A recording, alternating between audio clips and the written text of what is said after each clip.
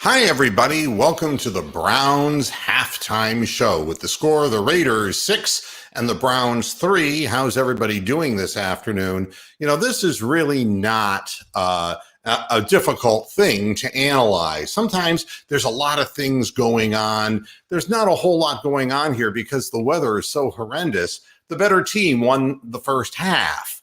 They're pushing us around. They have, and again, the team needs to be spoken to in the locker room. You knew what kind of game it was going to be, and your defensive line is being manhandled. Your offensive line isn't getting or your offense in general isn't getting the ball nearly as much as they should, because the Raiders, who have this non-existent running game, they're firing out. John Gruden's gotten them fired up, and they're doing what they're supposed to do. The Browns, on the other hand, and this is a bullshit comment. Baker can't lean on his defense. There's no offense to be had through the air on the field. Come on. The problem here is that the defense isn't doing enough. They're not penetrating. I mean, a good example, this last drive where every yard counts, his car's back there for like 10 seconds just scanning the field. Nobody's even rushing him. There is no penetration into the backfield. Whenever they needed yards, they're just plunging forward, easy peasy Japanesey. That's it. And again, there are no excuses. All the famed Browns excuses that they make and the Browns fans' excuses, they're getting pushed around in a game that has to be a physical kind of game. Now, again, here's the reality. No spin.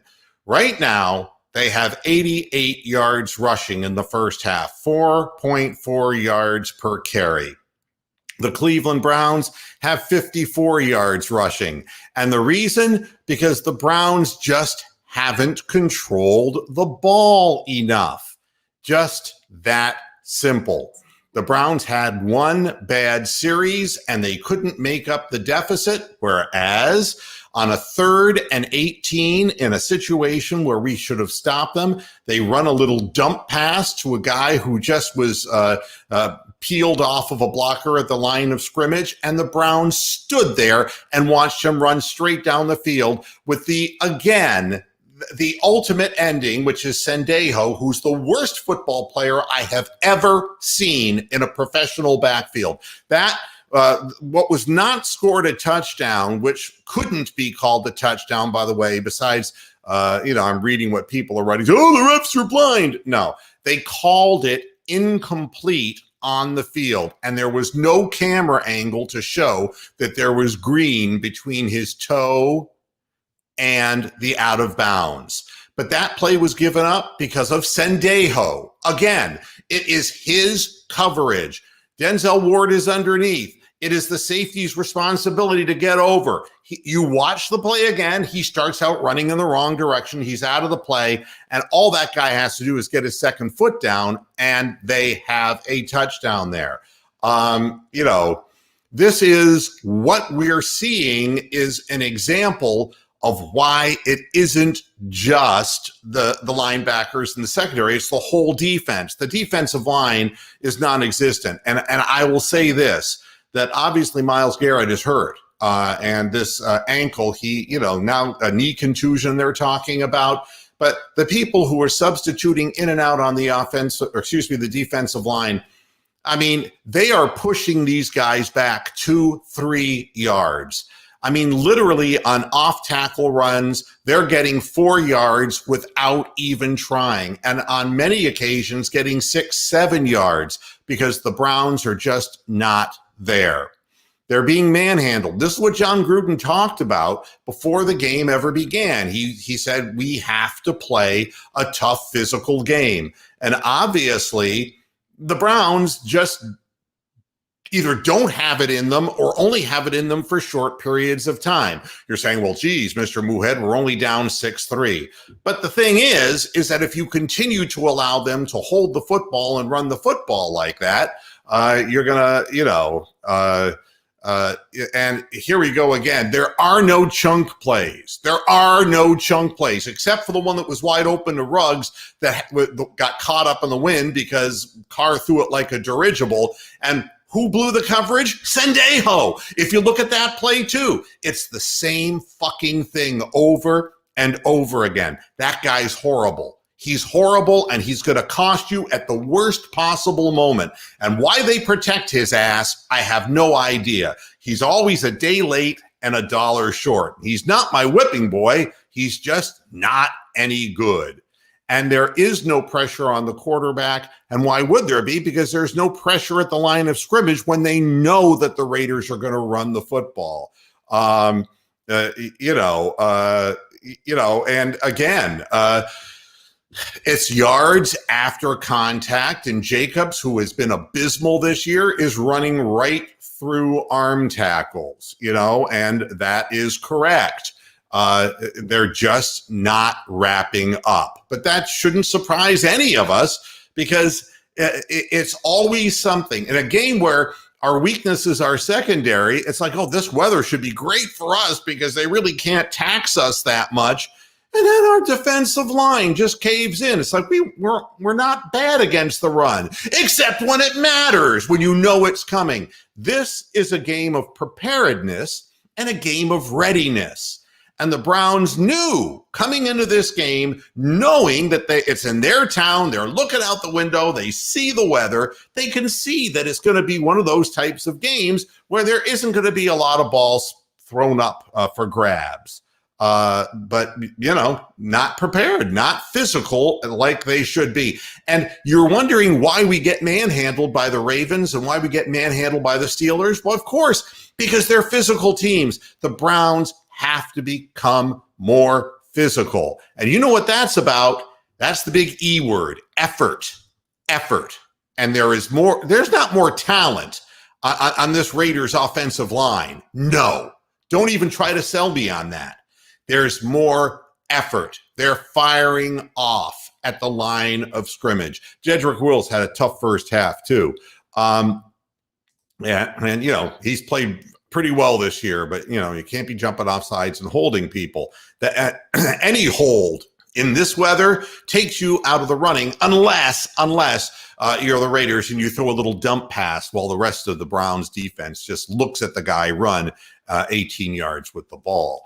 Are the Browns looking ahead to the bye week? I don't think they've been a physical team all year, Greg. Quite honestly, I think that's the one thing that we have most complaints about is that Myles Garrett's the only guy doing anything on the defensive line. And there were a few early on where Olivier Vernon pushed back. Ogunjobi was able to push back. But when it's mattered in the running game, nothing. And, somebody's going to make a play. Unfortunately, Harrison Bryant fumbled away a ball that really should have been part of a 7-point drive for the Cleveland Browns. And somebody's going to make a play. In bad weather, it comes down to time of possession, which we're seeing where that's going, and who makes the big play. Ronnie Harrison had a pick six in his hands, and he dropped it. All right? It wasn't easy, but it wasn't over his head. It was right here, but it was thrown real close to him, and he did not hold on to the football.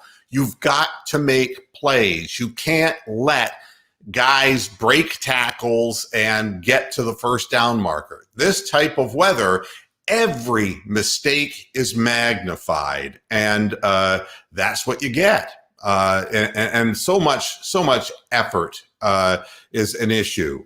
And again, absolutely, but we got to get our hands on the ball first. Third downs, fourth downs, we're not getting stops. They're 12 of 13 against us on fourth down. That's because our defensive line just can't hold anything. They can't penetrate. They can't even hold their ground. Derek Carr can take a direct snap from center and run up the gut. There's nothing to stop this from happening. And I don't understand effort, technique, whatever the hell it is. It's just not happening. Everyone's going to look more like Chubb today in the sense that it's a lot harder to really cut and to really fly through. I mean, right now it's between the tackles. And again, that's you know who's winning that battle. That's pretty obvious. I mean, the stats are not that different. I mean, Derek Carr has 68 yards passing, Baker Mayfield 38 yards. They're both at exactly 50%. So, I mean, neither one's thrown an interception, although Derek Carr could have. And so could have Baker Mayfield on a ball that was almost intercepted by a linebacker. Everything's happening in the running game.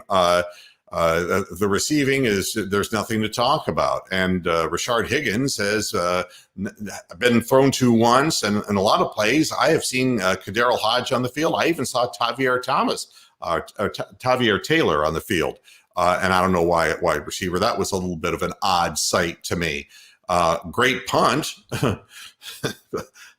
by Gillum. But I mean, other than that, again, 2 sacks for the Cleveland defense and no sacks for the Raiders, but it's not that kind of game now, is it? There could have been a mistake made, Hunter Renfrow, but he did catch the punt that went over his head. Give him credit. That takes good hands to do that. And both field goal kickers getting the job done when they needed to get the job done. But in the overall scheme of things, and I'm not seeing I can look at time of possession very quickly. So that in time of possession, there you have it. The Raiders at 18 minutes and 8 seconds to the Browns, 11 minutes and 52 seconds. And the difference in that, quite honestly, is the one drive that wasn't a drive by the Browns that started out on a 3-yard loss on a run, and then from there just went to hell. The Browns have no passing game in this, and on the sidelines, they got a quick cutout, if you saw, of Baker Mayfield saying, "The wins, fuck." So it's in everyone's head, not just in ours. It's anyone's game at this point, but the Browns have to toughen up. And if the Browns don't come out more physically, and give this to the Raiders, they jumped off sides twice, but their defensive line has started to make inroads to stop our running game. And there were mistakes, but they're aggressive mistakes. And Baker Mayfield was getting them to jump off sides. But, maybe now they realize that there isn't as much fight in our dog as there is in theirs. And we have to change that perception real quick. And this is it. I mean, mistakes in games like this, mistakes are absolute killers. But somebody has to make a play. Somebody has to make a strip for the Browns. We got to get the ball in the short field. Something good has to come of this. If not, yeah, and I would imagine the coaches are saying, you're getting pushed around out there now, come on, get serious and do what you need to do. All right, that's it for the halftime show. I'm going to see you directly after the game on the post-game show and see if anything changes in this thing. The Browns have been such a Jekyll and Hyde team. Maybe they'll come out with their act together in the second half, but so far outplayed 6-3 Las Vegas. I'll see you after the game on the post-game show. Until then, enjoy the second half.